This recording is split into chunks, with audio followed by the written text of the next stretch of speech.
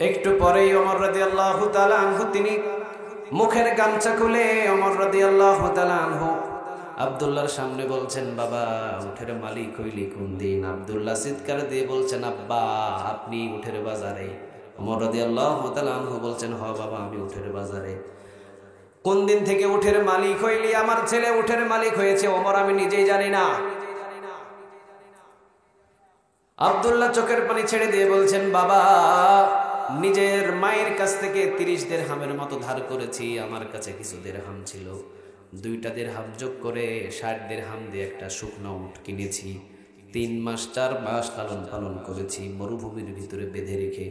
আপনি যেখানে রাষ্ট্র পরিচালনা করেন, মসজিদে নববীর পিছনে যতগুলো জমিন খালি আছে, এই জমিনগুলো থেকে সবুজ সবুজ কিছু কিছু ঘাস কেটে কেটে এই উটটাকে খাইয়েছি এই মরুভূমিতে। 3 মাস 4 মাস লালন পালন করার পর এখন সবুজ ঘাস খাইয়ে মোটা তাজা হয়েছে। 60 দিরহাম দিয়ে কিনেছি বাজারে, এখন বিক্রি হচ্ছে 80 দিরহাম।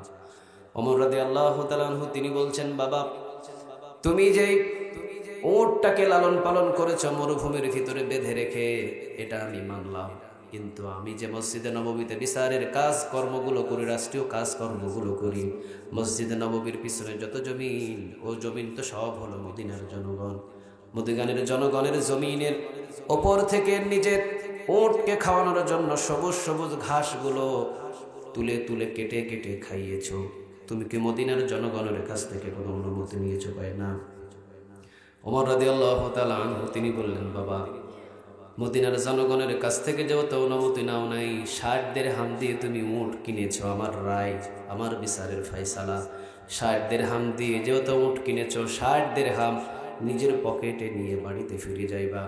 আর যতগুলো 20 দিরহাম এই উটের লাভ হয়েছে, এই লাভের টাকার হক তুমি না, এটা মদিনার জনগণের ঘাস খাইয়ে, যেহেতু মদিনার জনগণের ঘাস খাইয়েছো, আমি ওমরের ফয়সালা হলো 20 দিরহাম মদিনার রাষ্ট্রীয় খাজানায় জমা দিয়ে দিবা।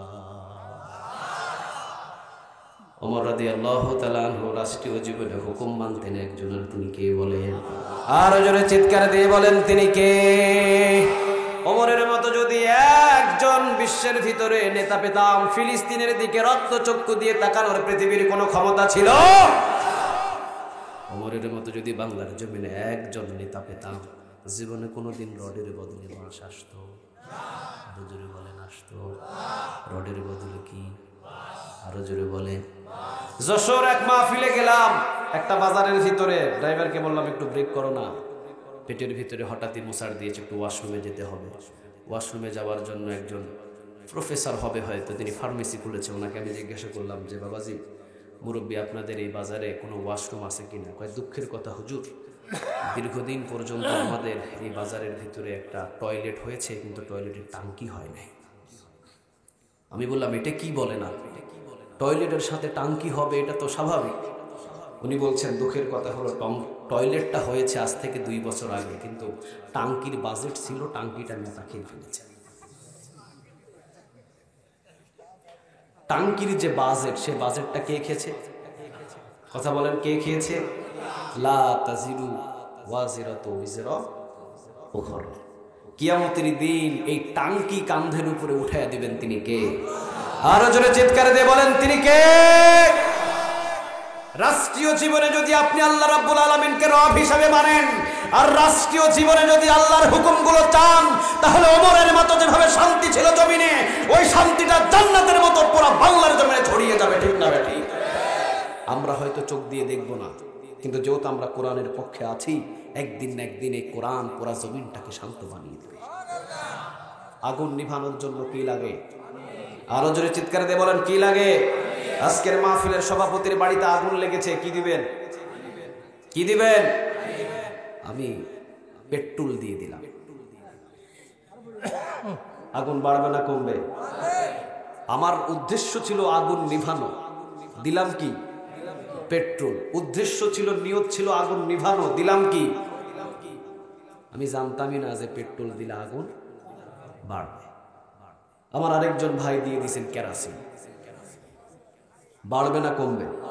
ওনার উদ্দেশ্য ছিল কমানো, কিন্তু কেরাসিন দিলে যে আগুন বাড়বে উনি সেটা জানতো। আমার আরেকজন ভাই দিয়ে দিয়েছেন অকটেন, বাড়বে না কমবে? তাহলে আগুন নিভানোর জন্য কি লাগে? অকটেন, কেরাসিন, পেট্রোল আমরা দিয়েছি ঠিক, নিয়ত ছিল আগুন নিভানো, আগুন নিভে নাই, নিমছে না বাড়ছে? নিভেছে না বেড়েছে?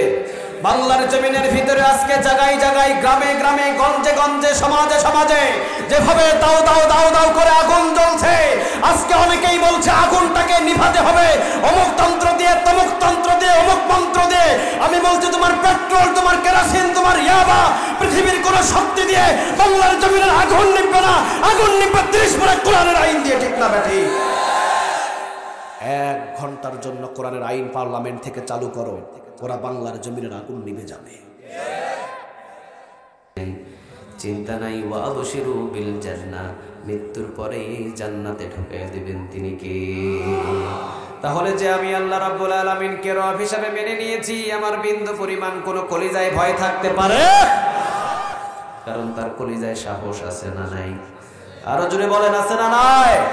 তিনি সাহস নিয়ে দাঁড়িয়ে রইলেন, নেজা একটা তরবারি খুবাইবের বুক দিয়ে ঢুকিয়ে দিলেন, পিছন দিয়ে বাহির হয়ে গেল, নাম দিলেন কার? আরো জোরে চিৎকার দিয়ে বলেন কার? রাসূল বর্ণনা করছেন মদিনার মিম্বরে বসে, আমার খুবাইব দুনিয়া থেকে বিদায় হলো, অসংখ্য ফেরেশতা এসেছে তার মৃত্যু দেখার জন্য। সুবহানাল্লাহ বলেন। জান্নাতের ফেরেশতা এসেছে, জান্নাতের হুরগুলো এসেছে তাকে রিসিভ করার জন্য, জান্নাতের হুরগুলো তাকে রিসিভ করে নিয়ে গেছে। বোঝা যায় যারা ইন্নাল্লাযীনা ক্বালু রাব্বুনা আল্লাহ, আল্লাহ রাব্বুল আলামিনকে রব হিসাবে মেনে নেয়, সুম্মাস্তাকামু, যারা অটল থাকে, মৃত্যুর সময় তাদের কাছে জান্নাতের ফেরেশতা পাঠায় তিনি কে? এবার আমরা নামটা নিব কার বলেন দেখি? আরো জোরে বলেন কার? কারণ আমরা রব হিসাবে মেনে নিয়েছি একজনকে, তিনি কে বলেন? একবার মহব্বতে ডাক দেন তো দেখি, আল্লাহ। আরো চিৎকার দিয়ে বলেন আল্লাহ। আর একটু মহব্বতের সাথে বলেন আল্লাহ। এখন মুফাসসিরিনে কেরাম বলছেন, ইন্নাল্লাযীনা ক্বালু রাব্বুনা আল্লাহ, আল্লাহ রাব্বুল আলামিনকে 6 জায়গায় রব হিসেবে মানতে হবে। কয় জায়গায়? আরো জোরে বলেন, কয় জায়গায়? 6 জায়গায় যদি রব হিসাবে আল্লাহকে মানার পর যদি সুম্মাস্তাকাম, অটল থাকতে পারেন, তাহলে আপনি তাতানাজ্জালু আলাইহিমুল মালায়েকা, জান্নাতি ফেরেশতার রিসিপশনে থাকবেন। সুবহানাল্লাহ বলেন। কয় জায়গায় বলেন? আরো জোরে বলেন, কয় জায়গায়? বিরক্ত হচ্ছেন আপনারা? চলে যাবেন? আজকে জানতে হবে সূরা ফুসসিলাতের এই আয়াতের সাথে আমার জীবন মিলে যাচ্ছে, ঠিক না বেটি? সূরা ফুসসিলাত আমাকে কি বলতে চায়? সূরা ফুসসিলাতের 30টা আয়াত আমাকে এমন কিছু নিশানা দিচ্ছে, মৃত্যুর পূর্বেই যদি আমি সূরা ফুসসিলাতের একটা আয়াতকে অনুসরণ করে চলতে পারি, জান্নাতের ফেরেশতা আমাকে নিয়ে যাবে, ঠিক না বেটি? কয় জায়গায়? সবাই বলেন, কয় জায়গায়?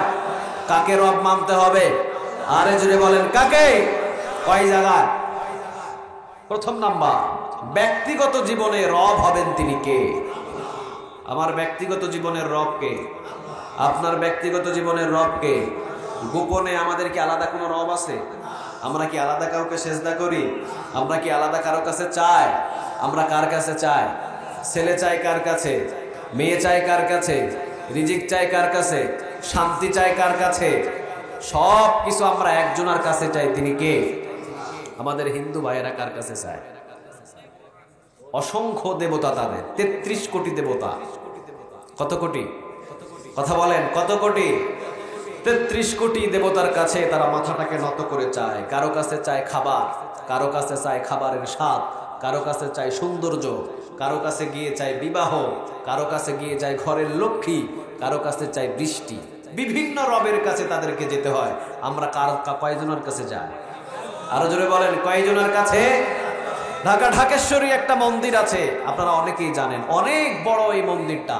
দেখেন দেবতাদের কতটুকু পাওয়ার তাদের।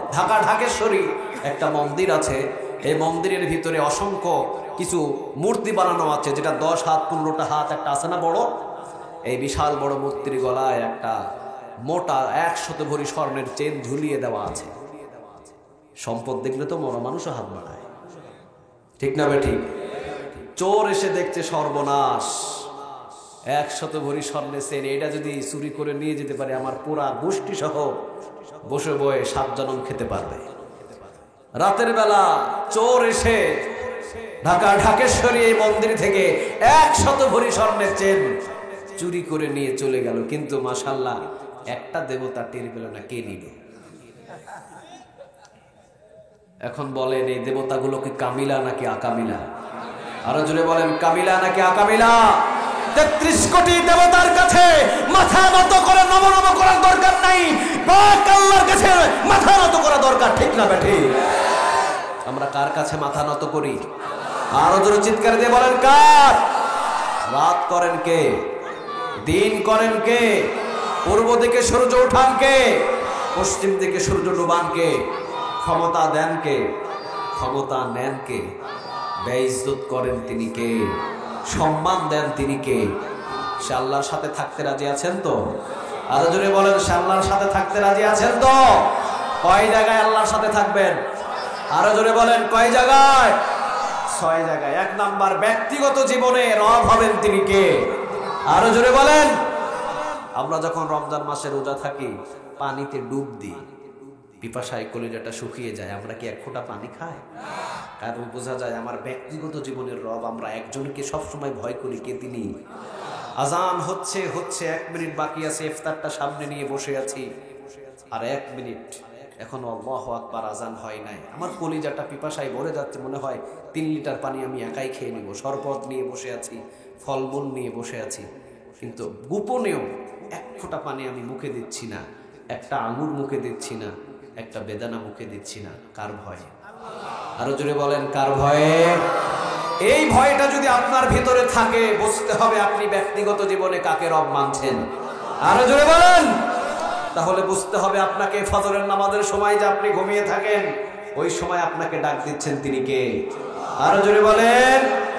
আপনি উঠছেন না, বুঝতে যায় ব্যক্তিগত জীবনে আল্লাহকে এখনো পরিপূর্ণ ভয় করতে পারেন, রব হিসাবে মানতে পারেন।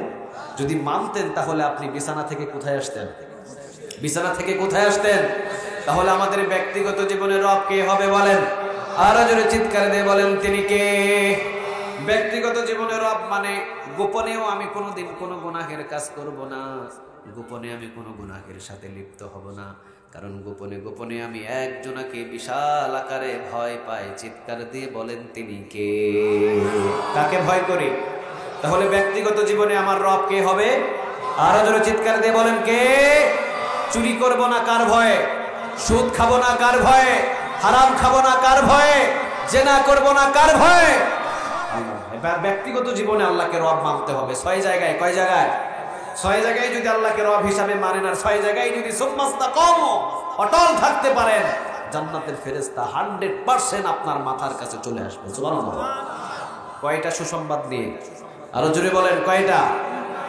3টা। 2 নম্বরে, পারিবারিক জীবনে রব হবেন তিনি কে? আমার পরিবার কার হুকুম মতো চলবে? আমার পরিবার কি মশারির মতো কাপড় পরে বাজারে যেতে পারবে?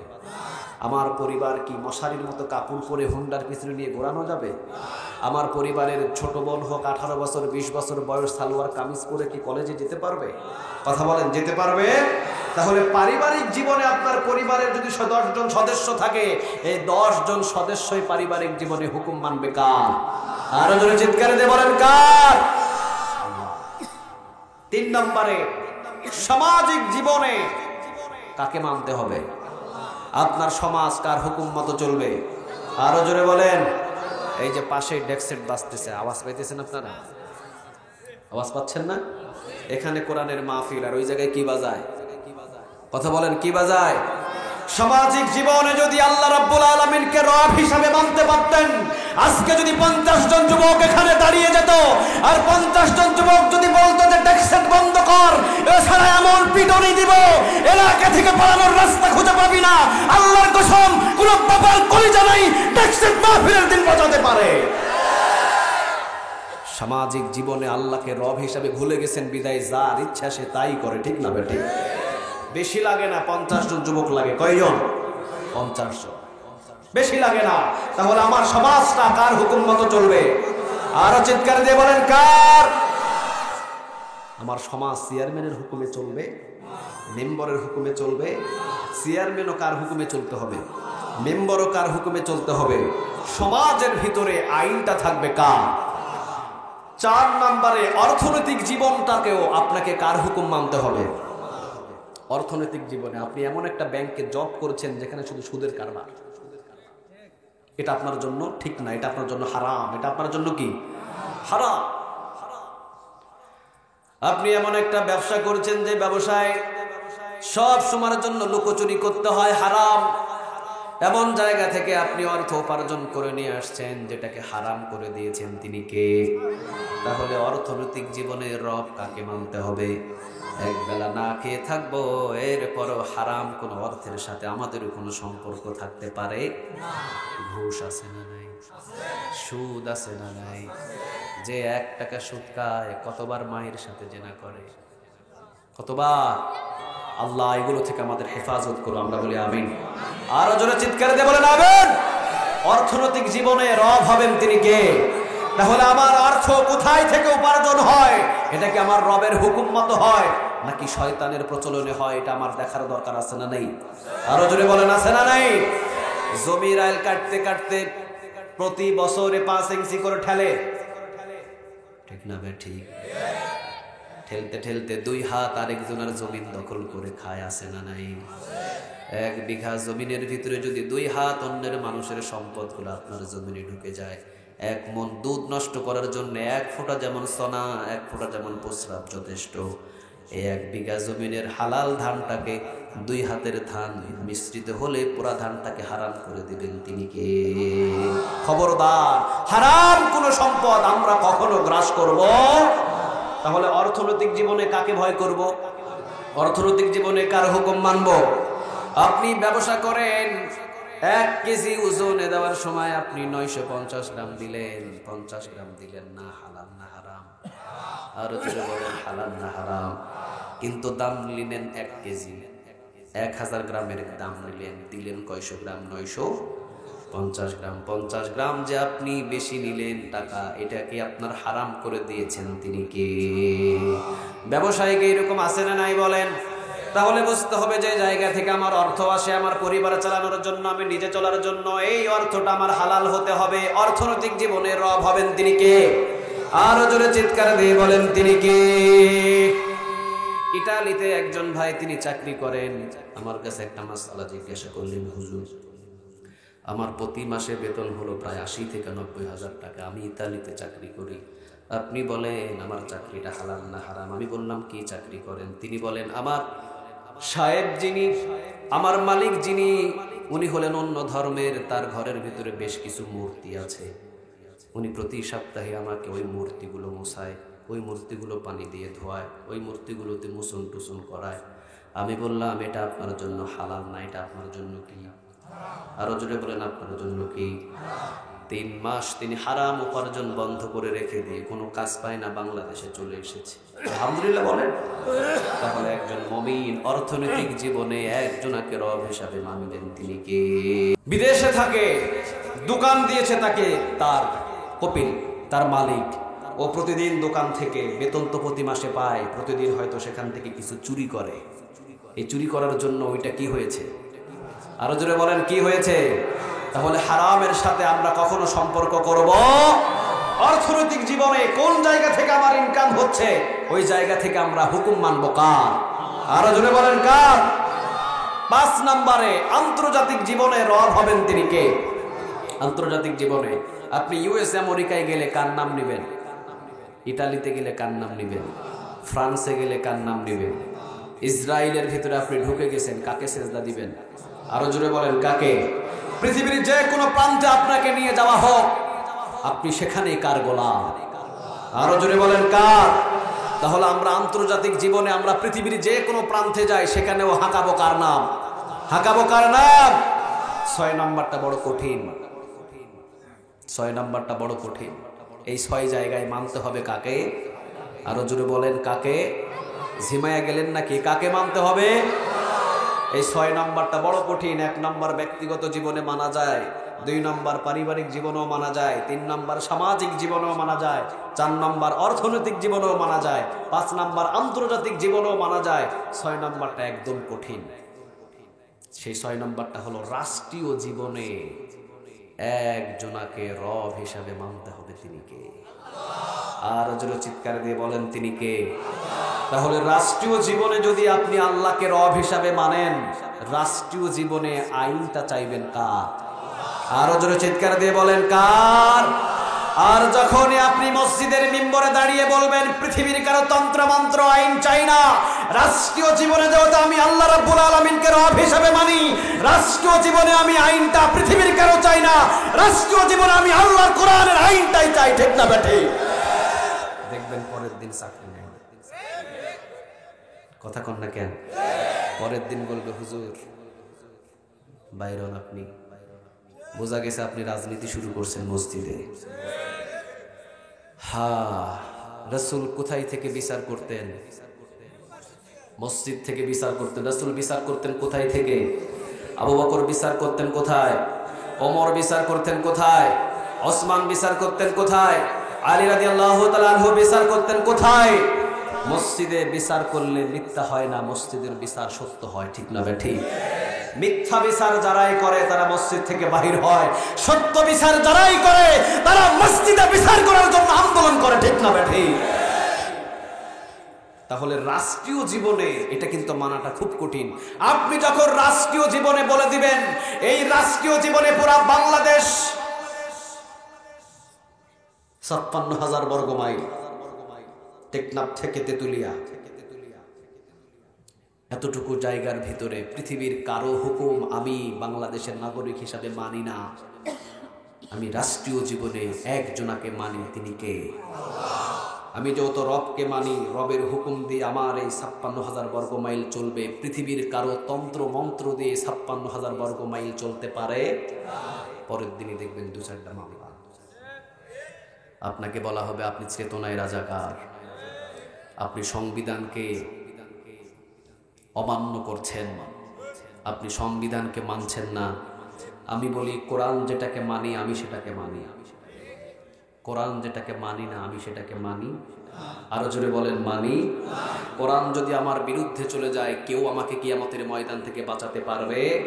পৃথিবীর সকল মানুষ যদি আমার বিরুদ্ধে চলে যায় আর কোরআন যদি আমার পক্ষে দাঁড়িয়ে বলে ইয়া রব এটা আপনার গোলাম, আমাকে পৃথিবীর কেউ টেনে হিচড়ে নামাতে পারবে না, সোজা জান্নাতে চলে যাব, ঠিক না বেঠি?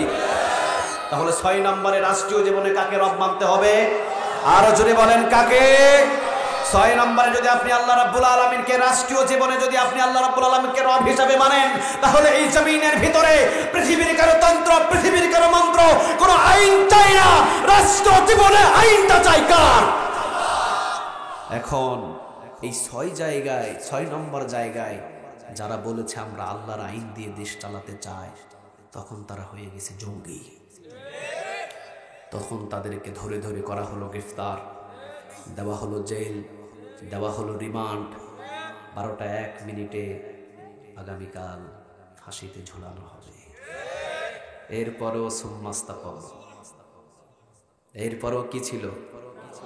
সুম্মাস্তাকম, স্ট্রেট ফরওয়ার্ড, ইস্তেকামত, অটল আছে। ১২টা ১ মিনিটে আগামীকাল আপনাকে দুনিয়া থেকে বিদায় করা হবে। উনি বুক পকেটের ভিতরে এই রিসিপ্টটা নিয়ে রেখে দিয়েছেন, বুক পকেটের ভিতরে তাহাজ্জুদ নামাজের ভিতরে দাঁড়িয়ে উনি ওই আয়াতটাই তেলাওয়াত করছেন, ইন্নাল্লাযীনা ক্বালু রাব্বুনাল্লাহ, নিশ্চয় আমি পৃথিবীর কাউকে রব হিসাবে মানি নাই, একজনকে রব হিসাবে মেনে নিয়েছি, তিনি কে? সুম্মাস্তাকামু, কোন জেল আমাকে ভাঙতে পারেনি, কোন জুলুম আমাকে ভাঙতে পারেনি, কোন স্বৈরাচারী শাসকের জুলুম আমাকে এখনো ইস্তেকামত থেকে কখনো দূরে সরাতে পারে। আমি অটল আছি। ১২টা ১ মিনিট আগামীকাল দুনিয়া থেকে বিদায়। একদিন আগে ছেলে মেয়ে আত্মীয় স্বজন সবাই জেলখানার পাশে এসেছে দেখা করার জন্য। তিনি বলছেন তোমরা কেন এসেছো, কেন এসেছো তোমরা? তারা চোখের পানি নিয়ে বলছেন আপনি তো বিদায় হয়ে যাচ্ছেন। তিনি বলছেন তোমরা আমার জন্য দোয়া করো। তোমরা কি পড়ো নাই সূরা ফুসসিলাতের ৩০ নম্বর আয়াত, যে ইন্নাল্লাযীনা ক্বালু রাব্বুনাল্লাহ, যারা আল্লাহ রাব্বুল আলামিনকে রব হিসাবে মেনে নিবে, সুম্মাস্তাকামু, অটল থাকবে ৬ জায়গায়।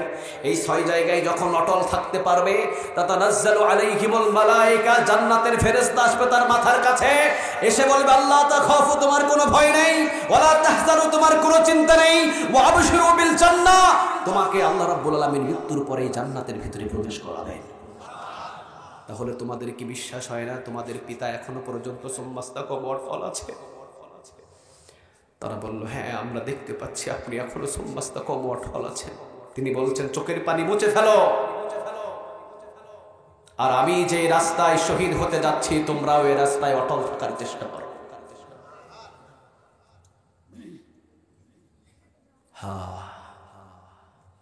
রাষ্ট্রীয় জীবনে আল্লাহকে রব হিসাবে মেনেছেন, আল্লাহর রব হিসাবে মানার জন্য, আল্লাহর হুকুম দিয়ে দেশ চালানোর জন্য এই নিয়ত নিয়ে, এই নিয়তটা মুখ থেকে বাহির করার জন্য জেল হয়েছে, জুলুম হয়েছে, ফাঁসি হয়েছে, বিন্দু পরিমাণ পিছনে যেতে পারে না। ঠিক না বেঠিক? ওরা যদি বড় বড় আল্লাহর ওলি না হয় তাহলে আল্লাহর ওলি খুঁজে পাওয়া যাবে না। হ্যাঁ, তাহলে 6 জায়গায় রাষ্ট্রীয় জীবনে রব হবেন কে বলেন? আরো জোরে বলেন, রব হবেন কে? রাষ্ট্রীয় জীবনে যদি আপনি আল্লাহ রাব্বুল আলামিনকে রব হিসাবে মানেন তাহলে রাষ্ট্রীয় জীবনে হুকুমটা চাইবেন কার? আরো জোরে চিৎকার দিয়ে বলেন, কার? কোরআনের ভিতরে হুকুম আছে না নাই? চুরি করলে কি কেটে দাও, জেনা করলে কোমর পর্যন্ত মাটির ভিতরে পুঁতে রেখে পাথর মেরে তাকে কি করে দাও, শেষ করে দাও। 3 নাম্বার যে আইনটা হলো, সেই আইনটা মদ খাইলে 80টা বেতের বাড়ি, প্রকাশ্যে নাকি গোপনে? প্রকাশ্যে 80টা বেতের বাড়ি মারো। আরেকটা আইন চালু করো, বেনামাজি যারা আজান হওয়ার সাথে সাথে দোকান খুলে থাকবে 10,000 টাকার মামলা। আজান হওয়ার সাথে সাথে যারা বেনামাজি হয়ে রাস্তায় ঘুরবে, পাছায় 10টা বাড়ি। 3 দিন পরও যদি সে নামাজে না ঢুকে 3 মাসের জেল। দেশটা কেমন হবে? কথা বলেন, দেশটা কেমন হবে? চুরি করেছে হাত কেটে দাও। আমার বাংলাদেশে যারা চুরি করে তারা সম্মানের সাথে ছাড় পায়। আমি আমার প্রধানমন্ত্রীকে বলতে চাই, আমরা চোরের আলোচনা, চোরের ওয়াজ যদি কিয়ামত পর্যন্ত করতে থাকি মাহফিলে মাহফিলে, ময়দান থেকে বিন্দু পরিমাণ চোর সরবে না।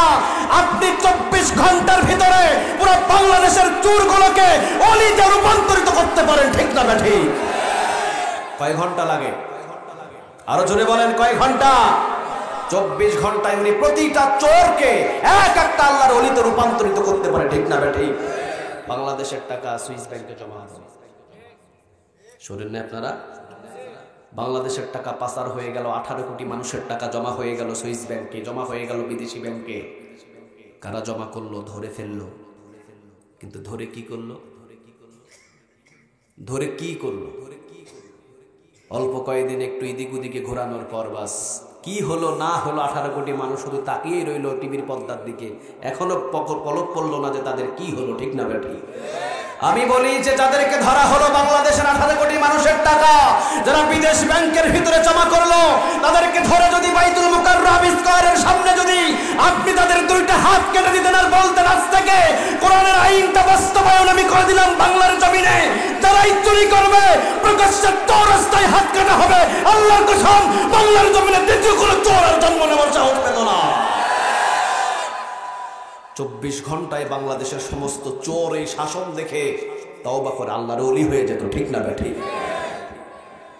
কিন্তু যতদিন ক্ষমতার চেয়ারে চোর বসে থাকবে ততদিন হাত কাটার আইন চালু হবে না।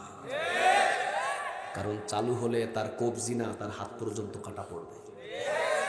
তাহলে চোর যদি চেয়ার দখল করে থাকে ততদিন পর্যন্ত হাত কাটার আইন এই বাংলার জমিনে চালু হবে। কিয়ামত পর্যন্ত যদি চোর চেয়ারগুলো দখল করে নিয়ে থাকে, কিয়ামত পর্যন্ত হাত কাটার আইন আমার বাংলার জমিনে চালু হবে না। ঠিক না ঠিক? এই জন্য এই চেয়ারগুলোতে যারা চুরি করে না তাদেরকে বসানো দরকার। কথা বলেন না কেন? যতদিন জেনাখোর চেয়ারগুলো দখল করে নিয়ে থাকবে, জেনা করলে কোমর পর্যন্ত পুঁতে পাথর নিক্ষেপ করে তাকে দুনিয়া থেকে শেষ করে দাও। জেনাখোর যতদিন চেয়ার দখল করে নিয়ে থাকবে ততদিন পর্যন্ত কোনদিন পাথর মেরে দুনিয়া থেকে শেষ করে দেওয়ার আইন চালু হবে না। ঠিক না ঠিক? কারণ জেনাখোর তো চেয়ার দখল করে নিয়ে বসে আছে। যদি কোরআনের আইনটা চালু হয় সর্বপ্রথম কাকে মারতে হবে? যে বসে আছে তাকে।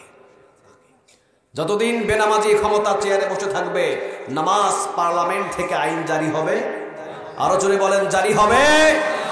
আমি বলেছিলাম এক এলাকায় মাহফিল করতে গেলাম, 51তম মাহফিল, মসজিদের মাগরিবের নামাজ পড়লাম, 4 জন মুসল্লি। কয়জন? মাঝে মাঝে জিজ্ঞাসা করলাম, হুজুর খালি 4 জন মুসল্লি, 51তম মাহফিল, উনি বলছেন মাঝে মাঝে একাই একামত দিয়ে নামাজ পড়তে হয়। আমি বললাম দুঃখের কপাল। আমি সেদিনই বলেছিলাম যে আমরা 51 বছর পর্যন্ত এখানে ওয়াজ মাহফিল করার পরে ভাগ্য নসিব ভালো হয়েছে 4 জন, আর এই জন্য 4 জন মুসল্লি। নসিব যাদের ভালো, ওয়াজ শুনে তারা নামাজি হয়ে যাবে, কিন্তু সবাই কি নামাজি হবে? কথা বলেন, সবাই কি নামাজি হবে? আমি সেই দিন বলেছিলাম এই বাংলার জমিনের ভিতরে নামাজ কায়েম করতে মাত্র 24 ঘন্টা লাগে। কয় ঘন্টা লাগে? আরো জোরে বলেন, কয় ঘন্টা? আগামীকাল যদি আমাদের প্রধানমন্ত্রী কোরআনটাকে বুকের ভিতরে নিয়ে যদি বলে যে আমি আজ থেকে পার্লামেন্টের ভিতরে আইন জারি করে দিলাম, মসজিদে আজান হওয়ার সাথে আছে সমস্ত দোকানের চাটার বন্ধ হবে, না হলে 10,000 টাকার মাল। আমার পুলিশ, আমার র্যাব, আমার সেনাবাহিনী, আমার বিজিবি ট্রল দিবে আজান দেওয়ার সাথে সাথে। দোকান খোলা পাবে, কয় হাজার টাকার মামলা? কয় হাজার টাকার মামলা? শাহজাদপুরের যদি কেন্দ্রীয় মসজিদে আজান হয় আর দোকান যদি সমস্ত বন্ধ হয়ে যায়, একটা দোকান যদি খোলা থাকে, একটা দোকান যদি 10,000 টাকার মামলা খায়, আল্লাহর কসম 10 বছর কোন দোকানদারের সাহস হবে না আজানের পরে চাটার খোলা রাখে। ঠিক না বেঠি? চাটার বন্ধ হবে না মানে উনি দ্বিতীয় আইন জারি করে দিবেন। আমি আইন জারি করে দিলাম, আজান হওয়ার সাথে সাথে দোকানের চাটার বন্ধ, সবাই মসজিদে যাও। কোথায় যাও? কথা বলেন, কোথায় যাও? আমার পুলিশ, আমার প্রশাসন রাস্তার ভিতরে টল দিবে। আসরের সময়, মাগরিবের সময়, এশার সময়, জোহরের সময় টল দিবেন তারা রোডের ভিতরে। যদি দেখে যে আসর নামাজের আজান হয়ে গেছে, এখনো পর্যন্ত যুবক বাদাম নিয়ে বসে বসে বাদাম টিপে আর গল্প করে, পাছাই তুইলে কয়টা? 10টা। কয়টা? ফজরে 10, জোহরে 10, আসরে 10, মাগরিবে 10, এশায় 10। কয়টা? 50টা খাওয়ার পরে পরের দিন বলবে শেখ হাসিনা আপা আজ থেকে 6 ওয়াক্ত, আপনার জন্য 1 ওয়াক্ত বাড়ায় পড়বো। তারপরও আর মায়ের না, মারের উপরে কোনো ওষুধ নাই। প্রথম দিন 10 50টা মারার পরেও সে নামাজে যায় নাই। দ্বিতীয় দিন আরো 50টা নামাজে যায় নাই। তৃতীয় দিন আরো 50টা নামাজে যায় নাই। এটা একটু তেড়া। এখন আইন জারি হবে, 3 মাসের জন্য জেলখানায় গিয়ে নামাজি হয়ে এরপরে বাড়িতে আয়। আছে সৌদিতে আয়। এটা আমার ব্যক্তিগত কথা নয়। এইভাবেই নামাজগুলোকে জমিনের ভিতরে কায়েম করতে হয়। ঠিক না বেটে? 1 দিন, 2 দিন, 3 দিন নামাজ পড়ে নাই, 3 মাসের জেল। যাও সেখানে গিয়ে নামাজ শিখে আসো। এমন আইনটা যদি বাংলাদেশের ভিতরে চালু হতো কেমন লাগতো আব্বাজান আপনাদের? বলেন কেমন লাগতো? ওই লোকটা যদি চুরও হয়, 3 মাস যদি জেলখানায় নামাজ শিখে আসে, ও কি আর চুরি করবে? ও কি আর ডাকাতি করবে? ও কি জেনা করবে? ও কি মিথ্যা কথা বলবে? ও কি দাড়িকে অসম্মান করবে? ও কি টুপিকে অসম্মান করবে? ও হাজার কষ্ট হলেও রাতের পর রাত কোরআন নিয়ে কোরআনের মাহফিলে বসে থাকবে। ঠিক না বেটি? নামাজি যদি সবাই হয়ে যায়, চুর থাকবে? ডাকাত থাকবে? জেনাখোর থাকবে? তাহলে নামাজি বানাতে আমাদের প্রধানমন্ত্রীর লাগে কয় ঘন্টা? 24 ঘন্টায় পুরা বাংলাদেশের সমস্ত মুসল্লি নামাজি হতে পারে। ঠিক না বেঠি? 50 বছরে আমরা ওয়াজ করে যা করতে পারি নাই, 24 ঘন্টায় আমাদের প্রধানমন্ত্রী একদিনে তা করতে পারে। কথা কর না কেন? কিন্তু নামাজি তো বসে থাকতে হবে চেয়ারগুলোতে। নামাজি কি আছে? কথা বলে। আমার একটা দাদা, আমি নাম বলছি না, আমার এক দাদা অনেক লং টাইম পর্যন্ত উনি একটা দলের সাথে সংযুক্ত আছে। দাড়ি টাড়ি মাশাআল্লাহ সব সাদা হয়ে গেছে। 36 বছরের মতোই প্রায় চলছে ওনার এই রাজনীতি লাইফ। এক মাহফিলের ভিতরে সভাপতি পেয়ে গেলাম। আমি বললাম, দাদা জীবনে তো সব করেছেন আপনি, সব পেলেন, গাড়ি পেয়েছেন ব্ল্যাক কালার, হাতের ভিতরে দামি ঘড়ি, দামি সানগ্লাস, কত কি করেছেন। ঢাকা শহরে বাড়ি, রাজশাহীতে বাড়ি, অমুক জায়গায় বাড়ি, তমুক জায়গায় বাড়ি। আখিরাতের জন্য কি করলেন? কই হজ করছি না? কি করেছে? কি করেছে? হজ। আমি বললাম আপনি প্রতিদিন নামাজের সময় বলেন ইহদিনাস সিরাতাল, প্রতিদিন নামাজে 40 থেকে 42 বার পড়ে লা সালাতা ইল্লা বিফাতিহাতিল কিতাব, এমন কোন নামাজ নাই যে সূরাতুল ফাতিহা ছাড়া হতে, প্রতিটা নামাজে সূরাতুল ফাতিহা লাজিম লাগে। সূরাতুল ফাতিহা ছাড়া কি নামাজ হয়? 40 থেকে 42 বার, যদি 40 থেকে 42 বার যদি শুধু সূরাতুল ফাতিহা পড়তে হয়, তাহলে 40 থেকে 42 বার ইহদিনাস সিরাতাল। আবার বলেন ইহদিনাস সিরাতাল, অর্থ কি? ও আল্লাহ, আপনার কাছে আমি সরল সোজা পথ চাই, আপনি আমাকে সরল সোজা পথে চালান। কার কাছে চাই? আরো জোরে বলেন, কার কাছে? আল্লাহ বললেন, হাজী সাহেব, তুই যে আমার কাছে 40 থেকে 42 বার চাইলি ইহদিনাস সিরাতাল মুস্তাকিম, তা আমার সরল পথটা হলো 30 পারা কোরআন।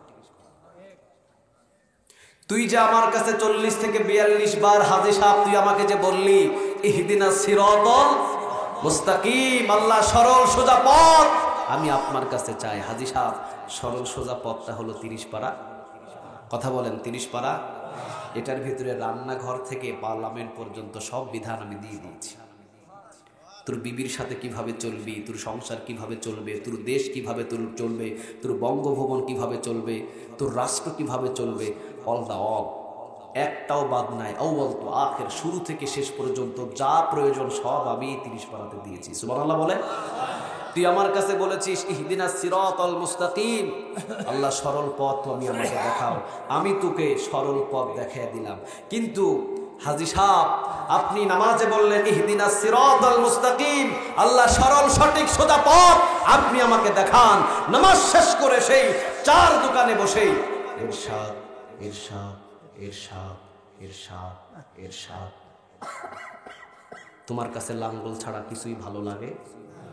সহজটা বললাম, কঠিনটা বললে হয়তো বাড়ি পর্যন্ত যাইতে পারলাম না।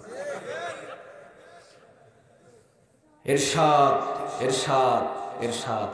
হাজী সাহেব মসজিদে বলছে কি ইহদিনাস সিরাতাল, কার কাছে সরল পথ চাই? লাঙ্গল কি সরল পথ? লাঙ্গল কি সরল পথ? লাঙ্গলের পথ বানাইছে কি আল্লাহ? কে বানাইছে? মানুষটার নাম কি? কি নাম? ও 4 দোকানে বসে কার নাম নিতেছে? না এমন মানুষ, ওর দলের কথা ছাড়া ও জীবনে কিচ্ছু আর চিনে না। 10 কাপ চা খায়, 10 কাপ চা খাওয়ার শুরু থেকে শেষ পর্যন্ত দলের গুণগান, দলের নাম ছাড়া ওর মুখে রাসূল আর সাহাবীর নাম থাকে না, ঠিক না? তাহলে মসজিদে হাজী সাহেব কি বললো ইহদিনাস সিরাতাল, মসজিদ থেকে বাহির হয়ে কি বলে? কোন জিকির করে? এমন লোক আছে না নাই আব্বাজান? সমাজে এমন লোক আছে না নাই? তাহলে বলেন তো দেখি, শয়তান যখন সে পাথর মারছিল, আমি বললাম দাদা আপনি যখন শয়তানকে পাথর মারছেন, শয়তান তখন বলছিল এই হাজী সাহেব আমি তো ভুল করছিলাম একটা, আর তুই তো দিনের ভিতর 42 বার আল্লাহর সাথে মুনাফিকি করিস। তুই 42 বার বলিস ইহদিনাস সিরাতাল, আল্লাহ সরল পথ আমাকে দাও। আল্লাহ যখন বলে বাপজান তোকে আমি এই সরল পথ কোরআনটা দিয়ে দিলাম, তুই তখন কোরআন ফেলে রাখি আসি 4 দোকানে বসে আবার ইরশাদ ইরশাদ ইরশাদ। তাহলে শয়তান আমাকে পাথর না মারে আমি তুক পাথর মারা দরকার। বহু হাজী সাহেব এমন নাই? কথা বলেন নাই? আমারে বলতেছে হজ করছি না। হ্যাঁ, আমি বললাম হজ করলে কি জান্নাত কনফার্ম? আল্লাহ তো বলেছে। আমি ওইদিকে গেলাম না, আমি লং সময় পর্যন্ত তার সাথে কথা বললাম, হাসাহাসি করলাম। দাদা মানুষ, আমি বললাম দাদা আখিরাতের জন্য কি জোগাড় করছেন? কই নামাজ পড়ছি, জিকির আজকার করছি, প্রতিদিন 72 ওয়াক্ত 72 রাকাত নামাজ পড়ার চেষ্টা করি। এটা যদিও বলে নাই, এমনি বলছি আর কি। আমাদের দেশের ভিতরে কিছু নেতা আছে 70-72 রাকাতও তাহাজ্জুদ পড়ে, কিন্তু মাশাআল্লাহ মুখের ভিতরে কিরিমছে। রাসূলের অন্যতম সুন্নাত তাহাজ্জুদের নামাজ। যে ব্যক্তি তাহাজ্জুদ নামাজ 70 থেকে 72 রাকাত পড়তে পারে, আল্লাহর কসম করে বলি এত রাসূলের রাত জাগা সুন্নাত যদি কেউ মানতে পারে, সে জীবনে কোনোদিন রাসূলের এই দাড়িটা পর্যন্ত কামাতে পারে না, ঠিক না বেঠি? যে দাড়ি কামায়া কিরিম সেভ করে বলে যে আমি 72 রাকাত তাহাজ্জুদ পড়ি, টাকা দমা মিথ্যা কথা।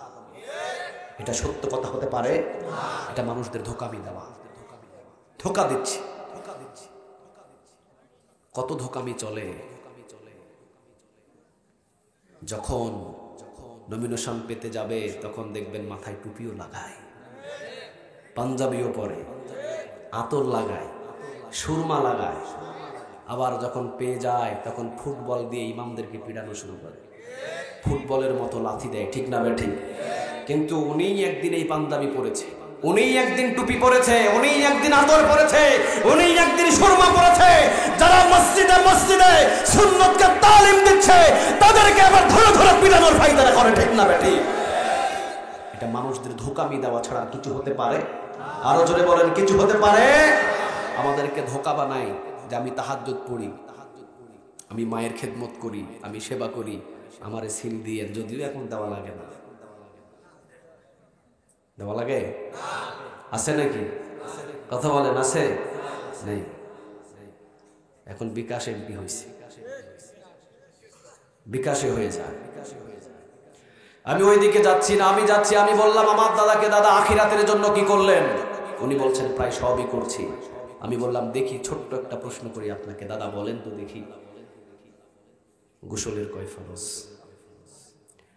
দাদা মুস্কি হাসি দিয়ে বলছে জানি, তবে একটু একটু মনে কম আসতেছে। আমি বললাম কম আসলে হবে না, নি বলতেই হবে আপনাকে, বলেন গোসলে কয় ফরজ? উনি একটু ধম খেয়ে বললেন গোসলে 3 ফরজ। আমি বললাম কি কি? বলছে সাবান, পানি আর গামছা। আমি বললাম দাদা আপনার এই গোসলের ফরজ দুনিয়ায় চলে, কিন্তু আখিরাতের কাঠগড়া এগুলার 4 আনা কোনো মূল্য। আরো জোরে বলেন, 4 আনা কোনো মূল্য নাই। তাহলে ওনারা যদি নেতা হয়ে বসে থাকে, চেয়ারগুলো দখল করে নিয়ে, ওনারা কি নামাজ কায়েম করবে? কথা বলেন, কায়েম করবে? বেনামাজি যতদিন পর্যন্ত ক্ষমতায় বসে থাকবে, কিয়ামত পর্যন্ত নামাজ কখনো বাংলার জমিনে কায়েম হবে না, ঠিক না বেঠি? এই জন্যই নামাজি লোক সেখানে দাম বসা দরকার। এই জন্যই তো কোরআনের পক্ষে কাজ করতে হবে আমাদের। কথা বল না কেন? ওমর রাদিয়াল্লাহু তাআলা আনহু যখন দেশ চালিয়েছেন, শান্তি কম ছিল না বেশি ছিল? আরো জোরে চিৎকার দিয়ে বলেন, কম না বেশি? ওমর রাষ্ট্রীয় জীবনে রব একজনাকে মানতেন, তিনি কে? রাষ্ট্রীয় জীবনে ওমর আইন মানতেন কার? আরো জোরে চিৎকার দিয়ে বলেন, কার? নিজের ছেলে আব্দুল্লাহ, ওমরের ছেলে একটা ছিল, নাম কি ছিল বলেন? আরো জোরে বলেন। কোরবানের বাজারে একটা উট বিক্রি করার জন্য নিয়ে গেছে, কোরবানের বাজারে। ওমর রাদিয়াল্লাহু তাআলা আনহু সেখানে মাস্ক একটা লাগায়া চেহারা গোপন করে চলে গেছেন কোরবানের বাজারে। গিয়ে দেখছেন যে কোরবানের বাজারের দাম দর সব ঠিক আছে, মিথ্যা কথা চলছে না। তাকিয়ে দেখেন নিজের ছেলে আব্দুল্লাহ একটা উট নিয়ে দাঁড়ানো। কামা হাযা ইয়া আব্দুল্লাহ, তোমার এই উটের দাম কত হতে পারে? আব্দুল্লাহ বলছেন 80 দিরহাম হলে আমি ছেড়ে দেব। একটু পরেই ওমর রাদিয়াল্লাহু তাআলা আনহু তিনি মুখের গামছা খুলে ওমর রাদিয়াল্লাহু তাআলা আনহু আব্দুল্লাহর সামনে বলছেন, বাবা উঠের মালিক হইলি কোন দিন? আব্দুল্লাহ চিৎকার দিয়ে বলছেন, আব্বা আপনি উঠের বাজারে? ওমর রাদিয়াল্লাহু তাআলা আনহু বলছেন, হ বাবা আমি উঠের বাজারে। কোন দিন থেকে উঠের মালিক হইলি? আমার ছেলে উঠের মালিক হয়েছে ওমর, আমি নিজেই জানি না। আব্দুল্লাহ চোখের পানি ছেড়ে দিয়ে বলছেন, বাবা নিজের মায়ের কাছ থেকে 30 দিরহামের মতো ধার করেছি, আমার কাছে কিছু দিরহাম ছিল, 2টা দিরহাম যোগ করে 60 দিরহাম দিয়ে একটা শুকনো উট কিনেছি। 3 মাস 4 মাস লালন পালন করেছি মরুভূমির ভিতরে বেঁধে রেখে। আপনি যেখানে রাষ্ট্র পরিচালনা করেন, মসজিদে নববীর পিছনে যতগুলো জমিন খালি আছে, এই জমিনগুলো থেকে সবুজ সবুজ কিছু কিছু ঘাস কেটে কেটে এই উটটাকে খাইয়েছি মরুভূমিতে। 3 মাস 4 মাস লালন পালন করার পর এখন সবুজ ঘাস খাইয়ে মোটা তাজা হয়েছে। 60 দিরহাম দিয়ে কিনেছি বাজারে, এখন বিক্রি হচ্ছে 80 দিরহাম। ওমর রাদিয়াল্লাহু তাআলা আনহু তিনি বলছেন, বাবা তুমি যে উটটাকে লালন পালন করেছো মরুভূমির ভিতরে বেঁধে রেখে, এটা আমি মানলাম, কিন্তু আমি যে মসজিদে নববীতে বিচারের কাজ কর্মগুলো করি, রাষ্ট্রীয় কাজ কর্মগুলো করি, মসজিদে নববীর পিছনে যত জমিন, ও জমিন তো সব হলো মদিনার জনগণ। মদিনার জনগণের জমিনের ওপর থেকে নিজের উটকে খাওয়ানোর জন্য সবুজ সবুজ ঘাসগুলো তুলে তুলে কেটে কেটে খাইয়েছো। তুমি কি মদিনার জনগণের কাছ থেকে কোনো অনুমতি নিয়েছো? কয় না। ওমর রাদিয়াল্লাহু তাআলা আনহু তিনি বললেন, বাবা, মদিনার জনগণের কাছ থেকে যেহেতু অনুমতি নাও নাই, 60 দিরহাম দিয়ে তুমি উট কিনেছো, আমার রায়, আমার বিচারের ফয়সালা, 60 দিরহাম দিয়ে যেহেতু উট কিনেছো, 60 দিরহাম নিজের পকেটে নিয়ে বাড়িতে ফিরে যাইবা। আর যতগুলো 20 দিরহাম এই উঠের লাভ হয়েছে, এই লাভের টাকার হক তুমি না, এটা মদিনার জনগণের ঘাস খাইয়ে, যেহেতু মদিনার জনগণের ঘাস খাইয়েছো, আমি ওমরের ফয়সালা হলো 20 দিরহাম মদিনার রাষ্ট্রীয় খাজানায় জমা দিয়ে দিবা। ওমর রাদিয়াল্লাহু তাআলা আনহু রাষ্ট্রীয় জীবনে হুকুম মানতেন একজনের, তিনি কে বলেন? আর জোরে চিৎকার দিয়ে বলেন, তিনি কে? ওমরের মতো যদি একজন বিশ্বের ভিতরে নেতা পেতাম, ফিলিস্তিনের দিকে রক্তচক্ষু দিয়ে তাকানোর পৃথিবীর কোনো ক্ষমতা ছিল? ওমরের মতো যদি বাংলার জমিনে একজন নেতা পেতাম, জীবনে কোনোদিন রডের বদলে মাছ আসতো? আরো জোরে বলেন, আসতো? রডের বদলে কি? আরো জোরে বলেন। যশোর এক মাহফিলে গেলাম, একটা বাজারের ভিতরে, ড্রাইভারকে বললাম একটু ব্রেক করো না, পেটের ভিতরে হঠাৎই মোসার দিয়েছে, একটু ওয়াশরুমে যেতে হবে। ওয়াশরুমে যাওয়ার জন্য একজন প্রফেসর হবে হয়তো, তিনি ফার্মেসি খুলেছে, ওনাকে আমি জিজ্ঞাসা করলাম যে, বাবাজি মুরব্বী, আপনাদের এই বাজারে কোনো ওয়াশরুম আছে কিনা? কয়, দুঃখের কথা হুজুর, দীর্ঘদিন পর্যন্ত আমাদের এই বাজারের ভিতরে একটা টয়লেট হয়েছে, কিন্তু টয়লেটের টাঙ্কি হয় নাই। আমি বললাম, এটা কি বলেন আপনি? টয়লেটের সাথে টাঙ্কি হবে, এটা তো স্বাভাবিক। উনি বলছেন, দুঃখের কথা হলো টয়লেটটা হয়েছে আজ থেকে 2 বছর আগে, কিন্তু টাঙ্কির বাজেট ছিল, টাঙ্কিটা নেতা খেয়ে ফেলেছে। টাঙ্কির যে বাজেট, সে বাজেটটা কে খেয়েছে? কথা বলেন, কে খেয়েছে? লা তাজিরু ওয়াজিরাতু উযরা উখরা। কিয়ামতের দিন এই টাঙ্কি কাঁধের উপরে উঠাইয়া দিবেন, তিনি কে? আরো জোরে চিৎকার দিয়ে বলেন, তিনি কে? রাষ্ট্রীয় জীবনে যদি আপনি আল্লাহ রাব্বুল আলামিনকে রব হিসাবে মানেন, আর রাষ্ট্রীয় জীবনে যদি আল্লাহর হুকুমগুলো চান, তাহলে ওমরের মতো যেভাবে শান্তি ছিল জমিনে, ওই শান্তিটা জান্নাতের মতো পুরো বাংলার জমিনে ছড়িয়ে যাবে। ঠিক না বেঠিক? আমরা হয়তো চোখ দিয়ে দেখব না, কিন্তু যেহেতু আমরা কোরআনের পক্ষে আছি, একদিন না একদিন এই কোরআন পুরো জমিনটাকে শান্ত বানিয়ে দেবে। আগুন নিভানোর জন্য কি লাগে? আরো জোরে চিৎকার দিয়ে বলেন, কি লাগে? আজকের মাহফিলের সভাপতির বাড়িতে আগুন লেগেছে, কি দিবেন? কি দিবেন? আমি পেট্রোল দিয়ে দিলাম। আগুন বাড়বে না কমবে? আমার উদ্দেশ্য ছিল আগুন নিভানো, দিলাম কি? পেট্রোল। উদ্দেশ্য ছিল, নিয়ত ছিল আগুন নিভানো, দিলাম কি? আমি জানতামই না যে পেট্রোল দিলে আগুন বাড়বে। আমার আরেকজন ভাই দিয়ে দিয়েছেন কেরাসিন। বাড়বে না কমবে? ওনার উদ্দেশ্য ছিল কমানো, কিন্তু কেরাসিন দিলে যে আগুন বাড়বে উনি সেটা জানতো। আমার আরেকজন ভাই দিয়ে দিয়েছেন অকটেন। বাড়বে না কমবে? তাহলে আগুন নিভানোর জন্য কি লাগে? অকটেন, কেরাসিন, পেট্রোল আমরা দিয়েছি ঠিক, নিয়ত ছিল আগুন নিভানো, আগুন নিভে নাই, নিমছে না বাড়ছে? নিভেছে না বেড়েছে? বাংলার জমিনের ভিতরে আজকে জায়গায় জায়গায়, গ্রামে গ্রামে, গঞ্জে গঞ্জে, সমাজে সমাজে যেভাবে দাও দাও দাও দাও করে আগুন জ্বলছে, আজকে অনেকেই বলছে আগুনটাকে নিভাতে হবে অমুক তন্ত্র দিয়ে, তমুক তন্ত্র দিয়ে, অমুক মন্ত্র দিয়ে। আমি বলছি, তোমার পেট্রোল, তোমার কেরাসিন, তোমার ইয়াবা, পৃথিবীর কোন শক্তি দিয়ে বাংলার জমিনের আগুন নিভবে না। আগুন নিভবে 30 বছর কোরআনের আইন দিয়ে। ঠিক না বেঠি? 1 ঘন্টার জন্য কোরআনের আইন পার্লামেন্ট থেকে চালু করো, ওরা বাংলার জমিনের আগুন নিভে যাবে। এক মাহফিলে গেলাম, একজন ভদ্রলোক এসে বলছেন, হুজুর আমি এসেছি একটু 5 মিনিট কথা বলার জন্য। উনি মাইকটা নিয়েই বলছেন, বাবা তোমরা ইয়াবা কখনো খাবে না, গাঁজা কখনো খাবে না, তোমরা মদ কখনো খাবে না, এগুলো খেলে তোমাদের জীব বসে যাবে, তোমাদের যৌন শক্তি হারিয়ে যাবে, তোমরা অল্প বয়সে দুনিয়া থেকে বিদায় নেবে। আমি বললাম, আপনার মতো 50,000 নেতা যদি এক জায়গা হয় এই নসিহতগুলো করেন, একজনও গাঁজা খাওয়া বন্ধ করবে না। কথা ঠিক না বেঠিক? শুধু আপনি না, আপনার মতো 50,000 যদি আমার সরকার আপনাদের মতো 50,000 নেতা বানাই, ওই নেতা যদি এরকম 50,000 নেতা এক স্টেজে উঠে আপনারা যদি সবাইকে নসিহত করেন, বাবা ইয়াবা খাও না, মদ খাও না, গাঁজা খাও না, যৌন শক্তি হারিয়ে যাবে, একজনাও বন্ধ হবে। এবার উনি বললেন তাহলে কিভাবে বন্ধ হবে? আমি বলছি আপনি কিভাবে বন্ধ করবেন? আপনার নসিহতে কে বন্ধ করবে? আগামীকাল যদি আমার প্রধানমন্ত্রী বলে দেয় ইয়াবা খাবা, গাঁজা খাবা, মদ খাবা, ধরতে পারলে 80টা বেতের বাড়ি চৌরাস্তার ভিতরে শাহজাদপুর বাজারের উপরে লক্ষ মানুষের সামনে মারা হবে, আল্লাহর কসম একটা গাঁজাখোরকে 80টা বেতের বাড়ি মারলে শাহজাদপুরের সমস্ত গাঁজাখোর আল্লাহর ওলিতে রূপান্তরিত হয়ে যাবে। তোমার মিষ্টি নসিহতে কোনো লাভ নেই। প্রয়োজনে পার্লামেন্ট থেকে আইন জারি করে 80টা বেতের বাড়ি মারো, একটা গাঁজাখোরও বাইর হবে না, ঠিক না বেঠি? কিন্তু গাঁজা যদি তোমরা খাও তাহলে কেমনে পাস হবে? এটা আল্লাহ আমাদের বোঝার তৌফিক দান করুক, আমরা বলি আমিন।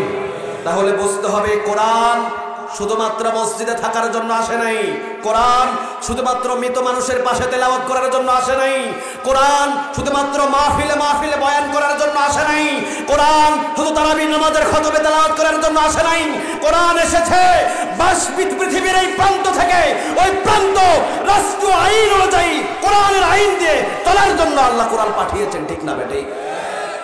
আমরা প্রতিদিন বলি ইহদিনাস সিরাতাল, ইহদিনাস সিরাতাল, এই সরল পথটা 30 পারা কোরআন, সুবহানাল্লাহ বলেন।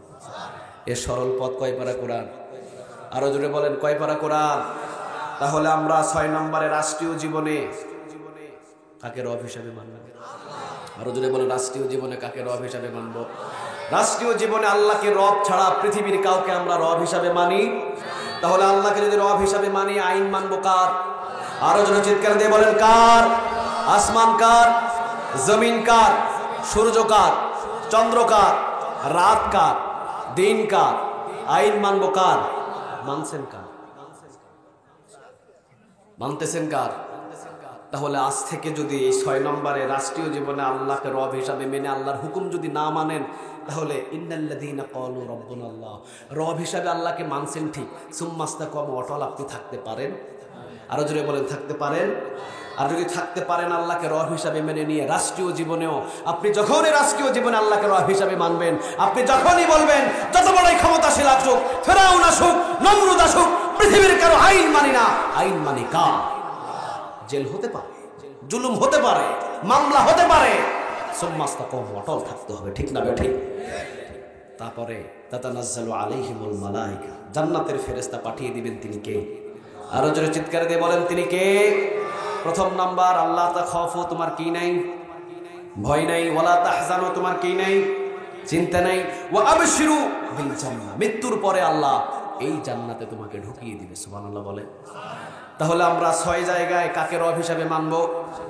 1 নম্বর ব্যক্তিগত জীবনের রবকে, 2 নম্বর পারিবারিক জীবনের রবকে, 3 নম্বর সামাজিক জীবনের রবকে, 4 নম্বর অর্থনৈতিক জীবনের রবকে, 5 নম্বর আন্তর্জাতিক জীবনের রবকে, 6 নম্বর রাষ্ট্রীয় জীবনের রবকে। রাষ্ট্রীয় জীবনে যদি আল্লাহকে রব হিসাবে মানি, আইন মানব কার? আরো জোরে চিৎকার দিয়ে বলেন কার? তাহলে আমরা সূরা ফুসসিলাতের 30 নম্বর আয়াত থেকে আমরা শিখলাম যে আল্লাহ ছাড়া আমাদের রব পৃথিবীতে কেউ থাকতে পারে, আর যিনি রব তিনির হুকুমই আমরা জমিনে মানব ইনশাআল্লাহ। তার হুকুম ছাড়া আমরা কারো হুকুম মানব? আরো জোরে বলেন মানব। কোন তাগুতের সাথে আমাদের কোনো সম্পর্ক থাকতে পারে? আরো জোরে বলেন পারে? কারণ আল্লাহ বলেছেন ওয়ালাকাদ বাআসনা ফি কুল্লি উম্মাতির রাসূলা, যুগে যুগে যত আমি নবী যত রাসূল পাঠিয়েছি, সব নবী সব রাসূলদের দাওয়াতের নিশান ছিল কয়টা? সবাই বলেন কয়টা? 2টা। আনিবুদুল্লাহ, ইবাদত করতে হবে কার? ওয়াজতানিবুত তাগুত, তাগুতের সাথে কোনো সম্পর্ক রাখা যাবে? আল্লাহ আরেক আয়াতে বলছেন ফামাইয়াকফুর বিত-তাগুত, তাগুতের সাথে কোনো সম্পর্ক রেখো না, তাগুতদের তালাক দিয়ে দাও। ওয়া ইউমিন বিল্লাহ, তাগুতদের তালাক দেওয়ার পরে কার উপরে ঈমান আনবা? আরো জোরে বলেন কার? তাগুতের সাথে সম্পর্ক রেখে যদি আল্লাহর উপরে ঈমান আনেন, এই ঈমানের 4 পয়সা দাম আছে? কথা বলেন, কোনো দাম আছে? এখন অনেকেই বলবেন হুজুর তাহলে তাগুত কারা? আল্লাহ তো স্পষ্ট বলে দিচ্ছেন তাগুতের সাথে সম্পর্ক রাখলে জাহান্নাম ছাড়া জান্নাতে প্রবেশ করা যাবে। আরো জোরে বলেন যাবে।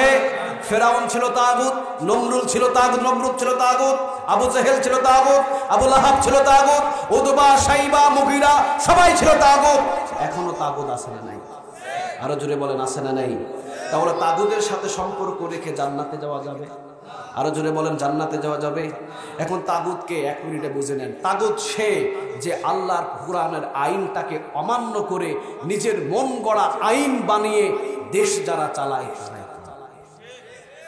আল্লাহর আইনটাকে অমান্য করে নিজের মন গড়া আইন দিয়ে দেশ যারা চালায় তারাই কি? কথা বলেন, তারাই কি? আর তাদের সাথে যদি আপনি সম্পর্ক করেন জান্নাতে যাওয়া যাবে? আরো জোরে বলেন সম্পর্ক যাওয়া যাবে? আইন মানতে হবে কার? আরো জোরে বলেন কার? একটা এক্সাম্পল দিলে বুঝবেন। আমার ড্রাইভারকে আমি অনুমতি দিলাম ডান দিক দিয়ে গাড়ি চালাও। কোন দিক দিয়ে? বাংলাদেশের গাড়ি কোন দিকে চলে? বাম দিকে চলা সুন্নাহ নাকি ডান দিকে চলা সুন্নাহ?